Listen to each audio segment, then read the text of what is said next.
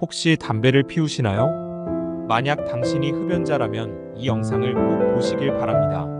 잘 아시겠지만 흡연자들은 폐암에 걸릴 확률이 비흡연자들보다 무려 10배가 높기 때문입니다. 하지만 흡연자가 아니라고 해서 안심할 수만은 없습니다.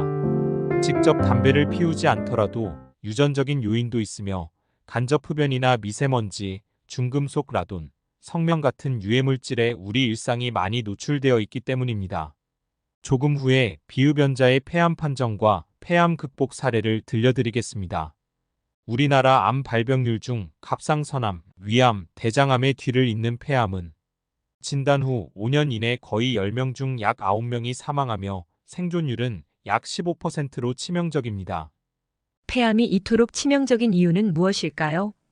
그것은 암에 걸렸다는 사실을 알았을 때는 이미 손을 쓸 수 없을 만큼 병이 퍼져 있기 때문입니다. 대부분의 암이 그렇듯이 폐암도 초기 증상이 거의 없기 때문에 무서운 병입니다. 폐암은 특별한 초기 증상이 없이 말 그대로 소리 없이 찾아옵니다. 실제로 대부분의 폐암 환자들은 암이 꽤 진행될 때까지도 특별한 증상을 느끼지 못합니다. 증상이라고 해봐야 마른 기침 정도이기 때문에 기침 감기약만 먹고 지내다 병을 키우는 경우가 허다합니다. 그러다 특별한 증상이 나타났을 때는 이미 치료 시기를 놓친 시점이 되는 것입니다. 초기 증상은 거의 없지만 병이 진행되어감에 따라 기침, 가래에 피가 섞이기도 합니다. 또 가슴 통증이라든지 호흡곤란이 생길 수도 있으며 체중 저하, 쉼 목소리 등이 생기기도 합니다. 하지만 폐암 사기가 될 때까지 방금 말한 폐암의 전조 증상이 하나도 없는 경우도 있습니다. 허리가 너무 아파서 병원을 갔는데 뼈 전이까지 되어 있는 경우도 있으니 정말 소리 없이 찾아오는 무서운 병입니다. 혹시나 방금 설명드린 전조 증상과 비슷한 증상이 나에게 또는 가족에게 있는지 생각해 보시길 바랍니다. 폐암은 30대의 젊은 나이에도 찾아오기 때문입니다. 폭발적 시청률을 기록했던 MBN의 청기누설이라는 TV 프로그램에 소개되었던 폐암 환자의 음식을 통한 치료 사례를 소개하니 평상시 꾸준히 섭취하여 폐 건강에 도움되시길 바랍니다. 영상 내용은 청기누설일의 책의 내용을 근거로 설명드립니다. 전북 완주의 산 아래 황토집에서 살고 있는 정명희 씨. 어느 날 정명희 씨는 열이 40도까지 오르며 호흡곤란 때문에 병원을 찾았습니다. 처음엔 폐렴인 줄 알고 별로 대수롭지 않게 생각해 항생제 치료를 받고 퇴원을 했는데 며칠 뒤 병원에서 다시 정밀 검사를 요청하였습니다. 그때 폐암 진단이 나왔다고 합니다. 이기 말에서 상기초로 가는 폐암. 암 선고를 받아보지 않은 사람은 상상도 못할 그런 기분이 들었다고 얘기합니다. 당시 정명희 씨의 상태는 수술을 권유받을 만큼 위험한 상태였습니다.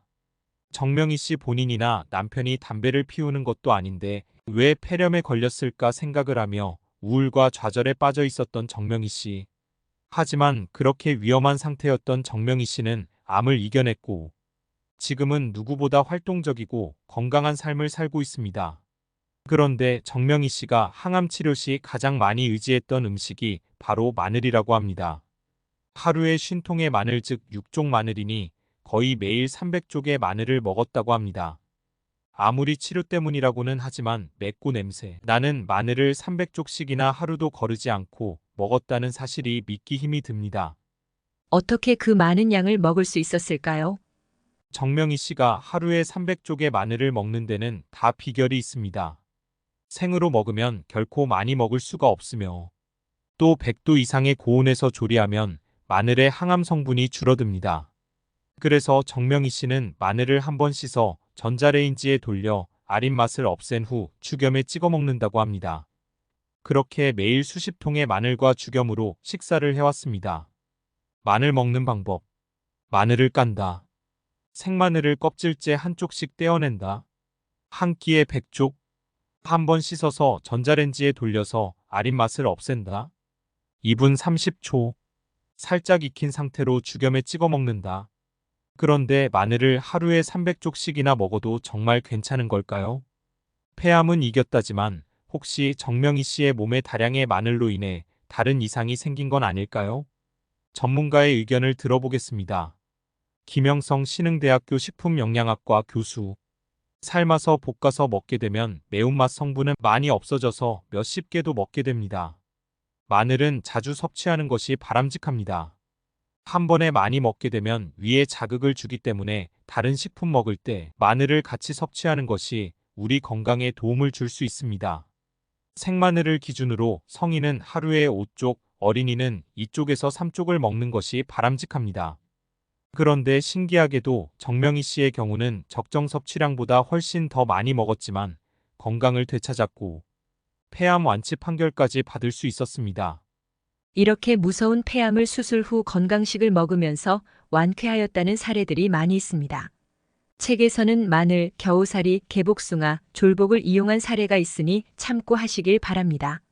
또한 소개해드린 사례는 환자 개인의 사례이며 건강 문제에 있어서 절대적인 음식은 없으니 본인의 건강 상태에 맞게 참고하시길 바랍니다. 이 영상을 시청하시는 모든 분들 건강하시길 기원합니다. 다음에도 좋은 영상 만들 수 있는 힘이 되는 구독, 좋아요, 알림 설정 부탁드립니다. 감사합니다.